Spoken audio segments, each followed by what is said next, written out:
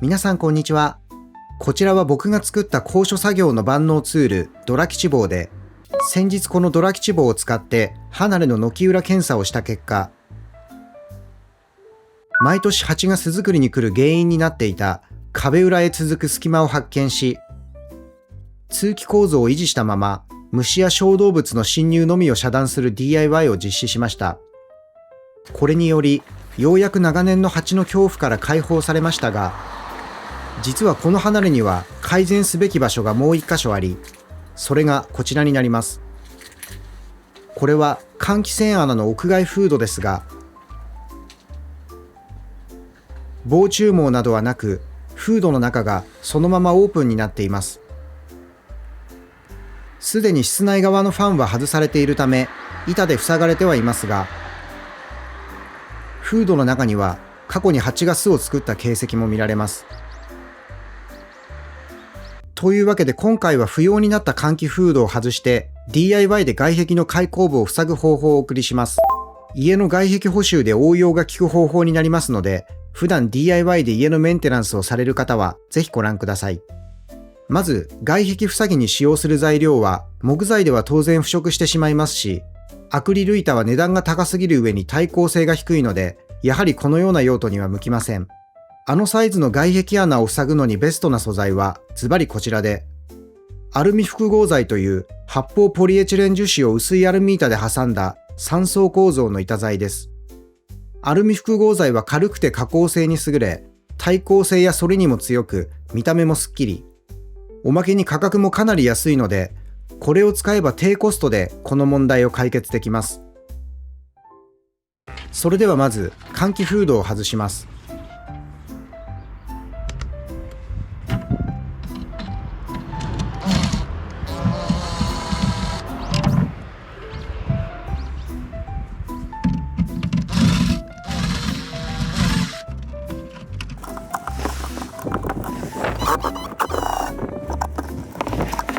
ネジが完全に腐食して一歩回らないので、強引に引き抜いてみると、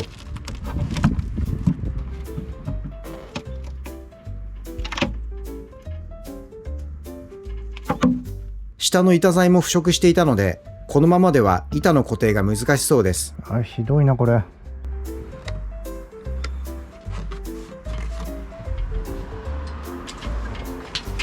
とりあえず中を掃除しておきます。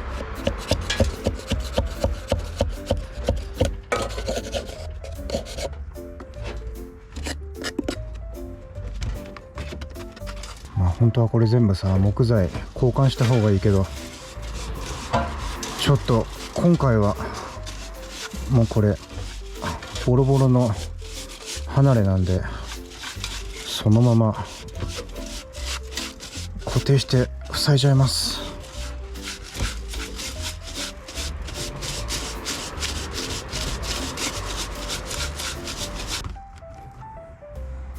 ここにだけちょっと貼っとこう。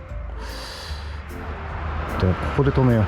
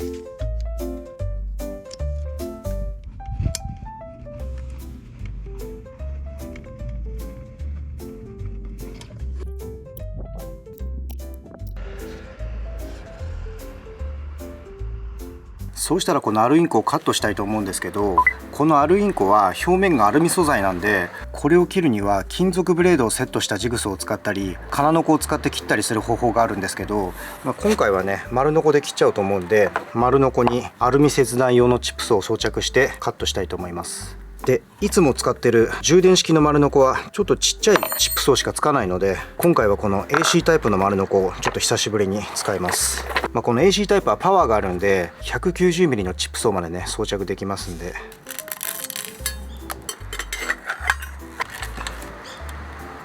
よし OK。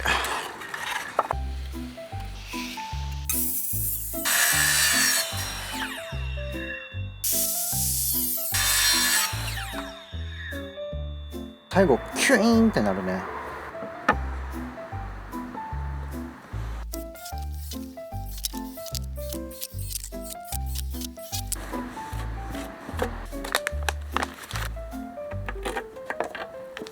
よし OK。 そうしたらフィルムを剥がしてネジの穴のバリを取っておこう。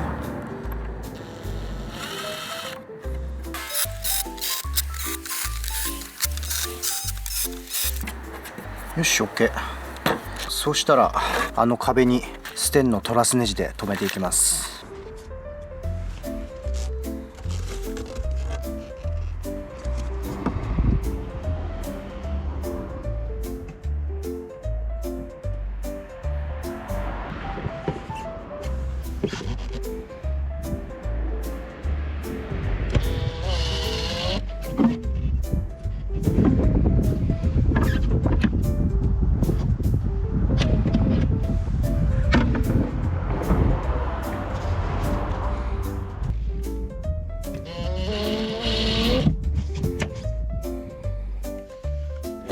これはね、ステンのビスでもビスが落下しないビットなんですよ。今日初めて使ってみたからちょっとね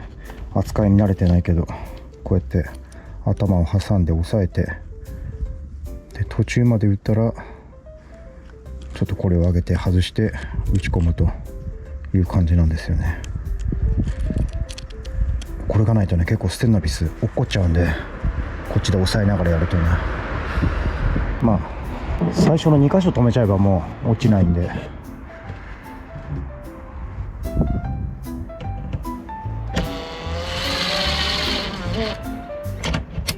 こんな感じですね。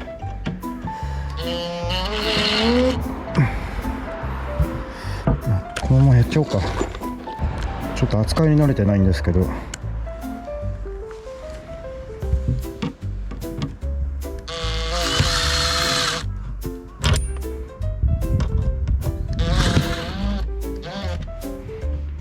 これはいいね。これ全くステンのビス、これなら落ちないね。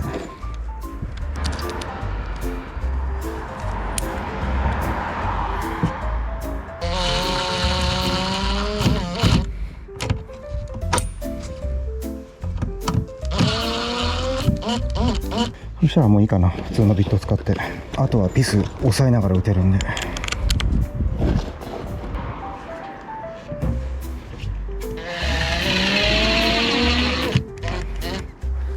こんだけ打っとけば外れないんで。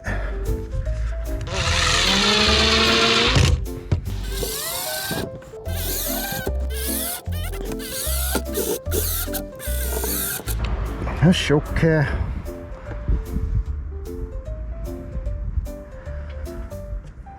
であとはちょっとコーキングをねがっつりめに打って完了ですね。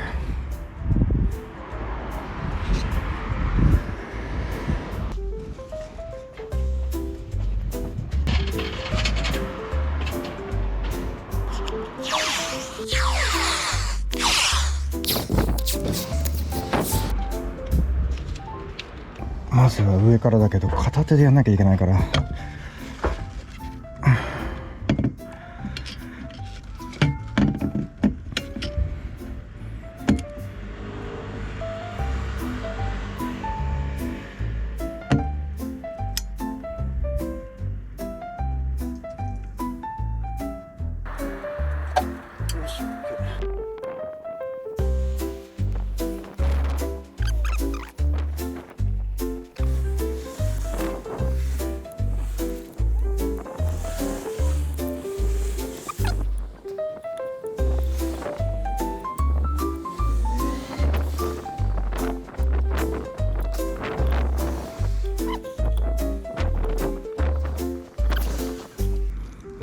外す時も要注意なんだよね。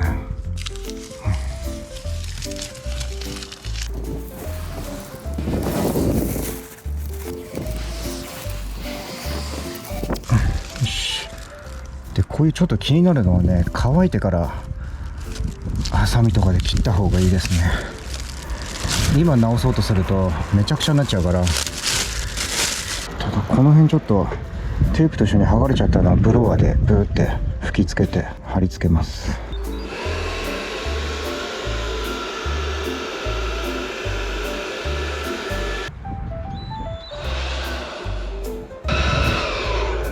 よし OK。 次はここ。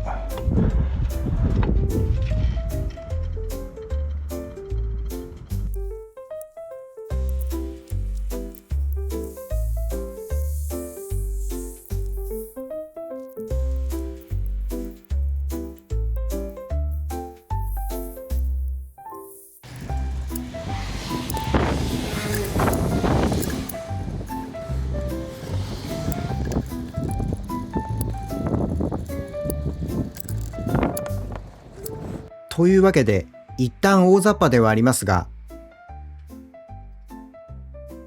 この状態で仕上げようとしても、やればやるほど崩れてしまうだけなので、とりあえず本日の作業は、ここまで。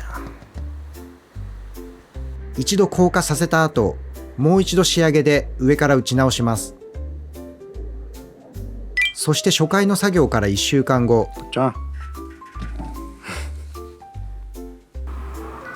ボス吉がお散歩に行きたがっているので、すぐに続きの作業に取り掛かります。まずはハサミやカッターで軽く形を整えます。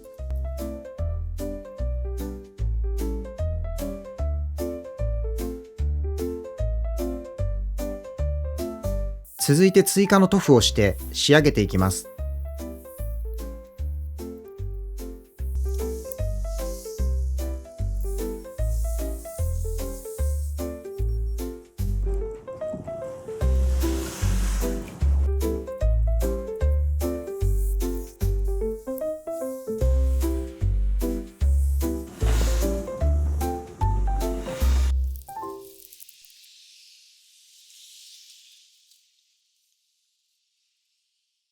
こうして鳥や蜂に巣を作られる可能性があった不要な換気フードを取り外し、アルミ複合板とコーキングで木枠ごと覆い、開口部を完全に塞ぎました。ドラ吉棒を作るまでは正直気持ち悪くて中を覗くのも避けていましたが、これでもう怖い思いをすることなく安心して下を通ることができます。それから今回は作業のついでに、先日 DIY した通気口のメッシュの周囲にもクリアのコーキングを打ち、これにより例の蜂対策はさらに万全な状態になりました。このように長年気になりつつもなかなか手をつけられなかった問題はまだまだたくさんあるので、これからも一つ一つ解消していき、人間も猫もより快適に暮らせる家を目指します。